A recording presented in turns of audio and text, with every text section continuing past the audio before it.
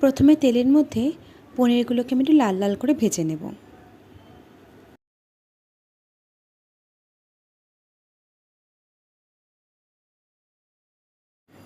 এবার গরম তেলের মধ্যে ছোট ছোট করে কাটা আলুগুলোকেও একটু হালকা করে ভেজে নিলাম। ভাজা পনির, ভাজা আলু, কাটা লঙ্কা, পেঁয়াজ, টমেটো রেডি, সাথে মশলা। তেলের মধ্যে পেঁয়াজ লঙ্কা ভালো মতন মজে এলে টমেটো, আদা রসুন বাটা, একটু ধনে গুঁড়ো, স্বাদ মতো নুন দিয়ে, হলুদ দিয়ে এবার আস্তে আস্তে এই পুরো মশলাটাকে ভালো করে তেলের মধ্যে কষিয়ে নিতে হবে। মশলাটা যখন ভালো করে কষে আসবে তার মধ্যে আমরা ভেজে রাখা আলুগুলো দিয়ে বা সেটাকেও কিছুক্ষণ ভালো করে হালকা আঁচে রেখে কষিয়ে নেব।